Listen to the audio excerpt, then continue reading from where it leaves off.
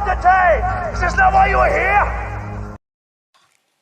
Jen, allow me to say up front that I apologize for what we're going to set out to do here today if it offends anyone, because we're going to try to do the show pretty much as we usually do the show. But I'll admit up front, I'm still shook up by what happened last night to Damar Hamlin. In fact, I'm still wrecked. In fact, I'm not sure I'm capable of doing this show today. But after barely sleeping on it, I decided to give it a try. Maybe I'll fail, maybe we will fail, but we're going to try.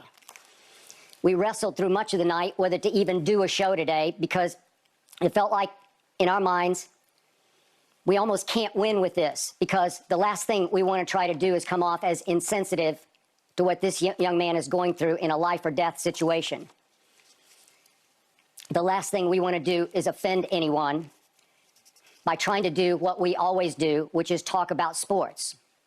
As this show goes on, we're going to try to talk about a little bit of sports, but we're going to continue to talk about what happened to this young man last night and try to sort back through it with help from you in the audience.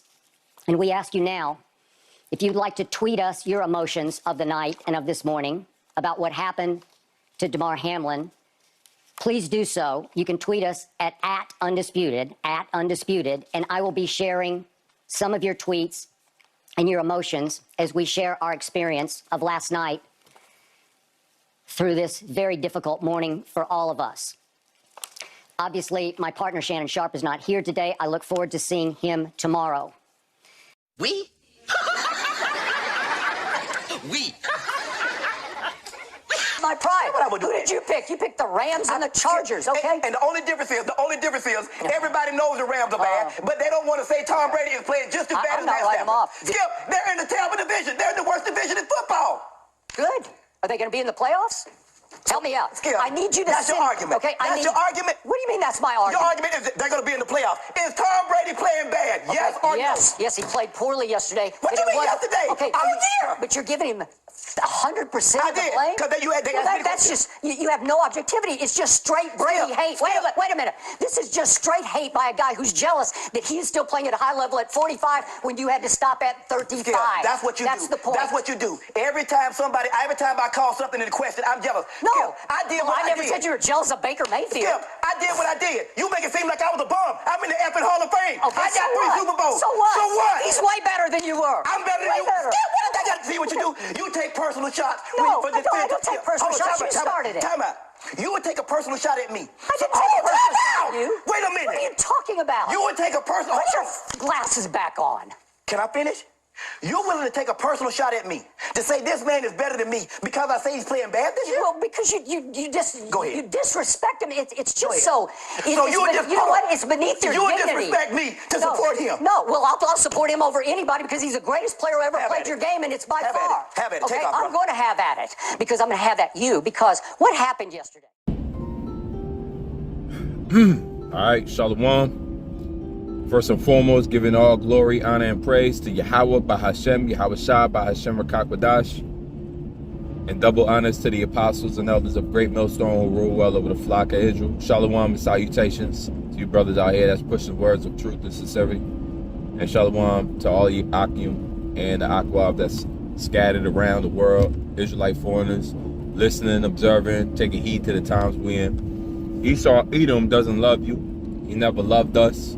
All right, for those of you who think Esau Edom, the so-called white man, is your friend, and you have made friends of them, or you have a past in which they've helped you or lent a helping hand, just understand that even the scriptures will tell you, all right, having the wisdom, knowledge, and understanding of the scriptures will tell you that he's your enemy. And not only that, when your ways please the Lord, he causeth the Most High, he causeth even your enemies to be at peace with you. All right, so one thing you cannot overlook is that the Lord has created multiple nations, and multiple nations get their turn at ruling the world. Right now, it's Esau Edom's turn. All right, if you look in the Jewish encyclopedia of almost a century ago, It was common. It was written. It was put in there purposely that modern jewelry, Jewry, is of Edom. It was also stated that the Roman Empire is of Edom. All right, we all know what the Romans look like and where they landed years later. All right, America being the second leg and second arm of the Roman Empire. The scriptures tell you about the deadly wound being healed of the Roman Empire. Being healed is when America came back into power. So, not to get off course, this subject is mainly about how Esau hates us and where to look for that. And once you acknowledge it, you can pretty much see it everywhere in culture. All right, you had that quote by Leo Cohen when Charlemagne, the god on Drink Champs, asked him, why do you sign artists who you know are destructive and influencing so-called quote-unquote black culture? Why do you sign them? The so-called Jew Leo Cohen said, I gotta make money too. I gotta feed my family too. So they take a nonchalant attitude at poking fun at our demise. A nonchalant attitude about how we are an exploited people. And in order to make money to feed their kids, they have to destroy the minds of our people. This is who our enemy is. He's not the old school oppressor that you read about in your textbooks and you watch Emancipation, and then you say, well, I'm thankful that white people don't treat us like this anymore. No, the new subtlety of this devil is undermining the positive and the good ways and the good manners and the good customs of our people, and learning how to exploit us to become evil, more evil, more murderous, more vile to our own, without it overlapping to their people. So as you can see, the scriptures tell you in Deuteronomy 28 that you shall have an evil eye toward thy brother, right? It also tells you in verse 28 that he will smite us with madness. So all of these curses came upon us. But what either Esau did, according to Isaiah 47:6, was that he was wroth with his people, right? He was already, the Most High Yahweh was already angry with us, but Esau took it to the next level, meaning he had he forwarded the affliction. He brought it to the next level, all right, of destroying us. So let's get some precepts to back up, right? And not only the Leo Cohen situation I wanted to speak on, but you got this situation like this pretty much in the news right now concerning this show on ESPN. I believe it's called Undisputed, with Skip Bayless and Shannon Sharp. It's a news, like a newscast, sports center type of show where they discuss, like, different sports and topics and whatnot. And the Damar Hamlin situation, where this was a Buffalo Bills player that fell out, collapsed, whether it was because of JAB, which we believe it was, or it was planned. It was planned, it was staged. Either way, the dude Skip Bayless makes a quote about it, which I'm gonna put up, and he got a lot of flack over it, basically because it's insensitive. You could tell through his wording, his tweet, that he could care any less about a nigga falling and taking any time away from his football. All right, because you niggas are on the field to play football, and as long as you were playing football, all right, they got something to talk about on the show the next day. As long as you're getting hurt and the camera is they're not whisking you off the field somewhere so that they can get back to football, the most important thing, not somebody's life, according to this quote by Skip Bayless. But Skip Bayless is an Edomite, all right? And you can see a lot of tension, him back and forth with Shannon Sharp, who's like one of these typical, I say a Judite, could be any tribe of the Southern Kingdom. But they go back and forth, Jacob and Esau, And the dude, the Edomite, is always like ragging, and he just, he's over the top, man. He's over the top. The few times I've ever seen that show, you got certain brothers, they watch that show like religiously. But as soon as I've ever seen that show, I know who is this guy? Why is he? How the hell did he get here? Anyway, Psalms 40. Let's start at Psalms 10 and 2. It says, "The wicked in his pride doth persecute the poor." So the only, sports and entertainment, and we rule and regulate those. We rule those worlds. We don't regulate them. The truth of the matter is that you're here to play sports, and as soon as you can't anymore, you're gone. You're nobody to these people. That's just the norm of how the society looks and views you, because it views you how the king views you. And the king of this world is Esau Edom. And if the king looks at you like you're just a nigga, the people do. As is the king, so are the people, is what we learn from the scriptures. So the people, as the king doesn't care or consider the poor, as a matter of fact, he don't even just don't consider them, he persecutes them, right? Meaning he puts hell on the poor. It's not good enough to walk by the poor. He got to kill him. If you watch a movie called American Psycho with Christian Bale, great movie, he perfectly depicts that soul of an Edomite. The inconsiderate soul of a Edomite, like Skip Bayless, or like a Lear Cohen.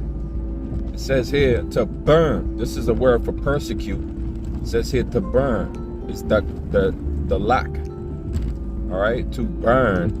All right, to hostilely pursue. You know, you got a hot pursuit, like with the police.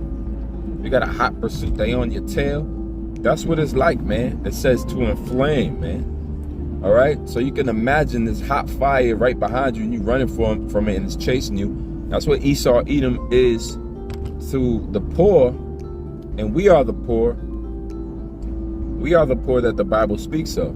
It says for poor, it says Anaya,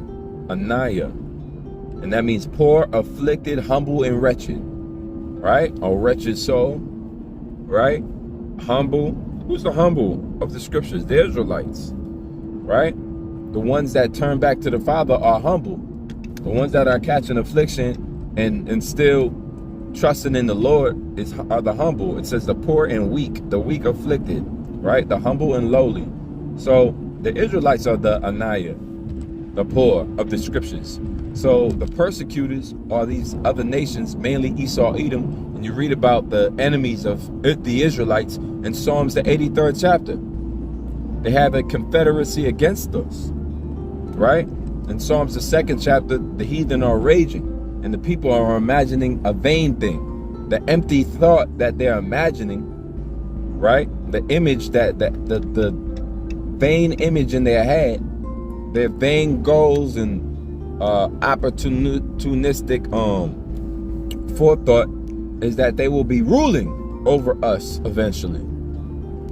That's what Moab, that's what Elam, that's what all these nations see, that, well, if Esau Edom goes down at any chance, we need to enslave these people, and so that we could come up over them. That is the whole bottom line for these nations to have some type of authority and rule over the earth.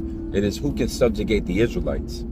So anyway, the wicked in his pride doth persecute the poor. Let them be taken in the devices that they have imagined. So Esau Edom, these devices, all right, that's his way of persecuting. A device, all right, in the Hebrew, mazamah, which means a plot, right? You know how they say the plot thickens? Yeah, the plot thickens because the CBDC, Central Digital Currency, that's being introduced now, whether it's the Fed coin or the USDC, or however they might bring it in, whatever name they'll use, it's all going to be blockchain technology, Internet of Things, scannable chips, readable C-hips. They're going to implement and mandate to be in your right hand or your forehead. This is their plot. This is the plot and the device that they want to trap you in. And the scripture says, we are not ignorant of Satan's devices, right? It says devices in parentheses evil or wicked. So the wickedness is what they're imagining, right? While they're asleep upon their beds, they imagine this evil, and then when the morning is light, they practice it because it is in the power of their hands to do so. Psalms 49:11, the inward thought is that their houses shall continue forever. And the houses are their establishment, right? Because what had they established on this earth, that they are above us. Their houses is more royal than ours at the time. Remember, they are the servants that are upon horses. So that's the house. The house of Esau, Edom, is established at the top of all nations right now. That's their inward thought of their not just their house and their address, but their rulership will continue forever, right? The house is your family. Matter of fact, let's go into the Hebrew for it. Of course, it says bayath here, but as you get into it, it says in greatest variation of application, especially family. All right, now we can understand. You know how when you got the Game of Thrones, for anybody that's seen that, they got the house of Baratheon and the house of I forget the other people's names, right? And so you understand the houses are these different families. Yep, home, because your home and your house are all considered your family, right? Your household, all right, your habitation, it says, human bodies figuratively, right? Your house also is a sign of your temple, right? Of your body. But part 5, it says household. It says home containing a family. It says family. Those things belonging to the same household. Family of descendants. Descendants is an organized body. So when it's talking about a house, it's talking about their descendancy, their generations to come, right? All right, right.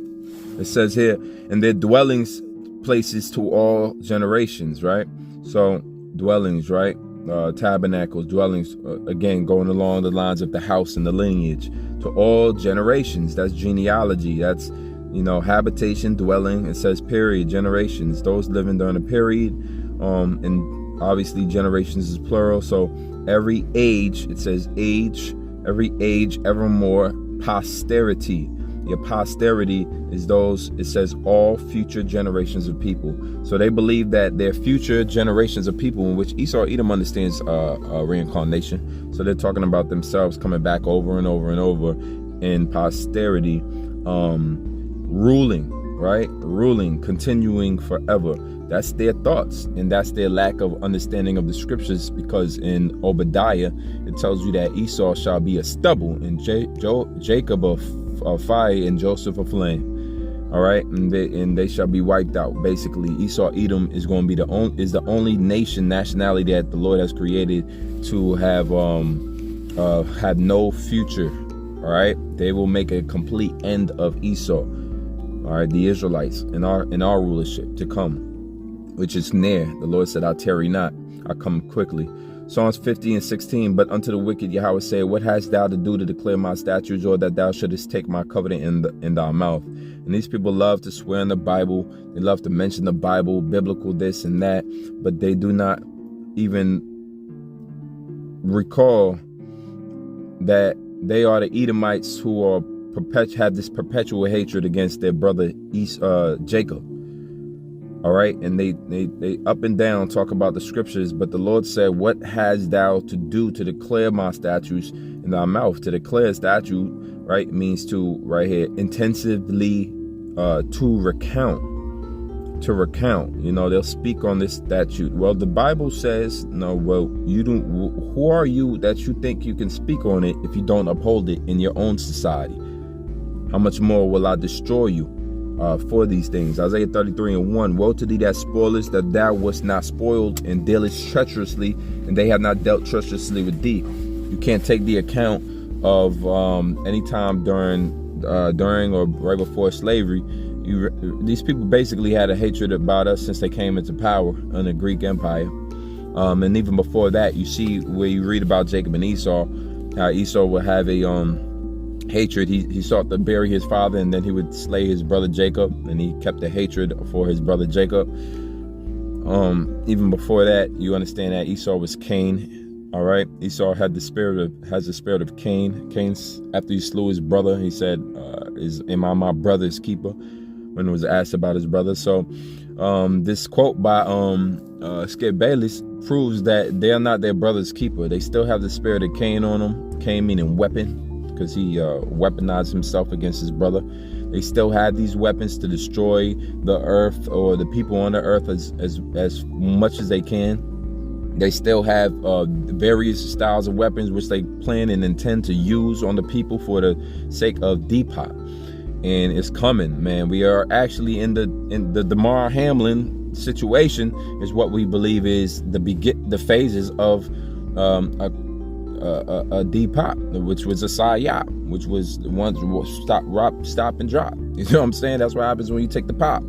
So yeah, man, Abaratazab, you know, this video is edifying. Finishing now, it says, when thou shalt cease to spoil, thou shalt be spoiled.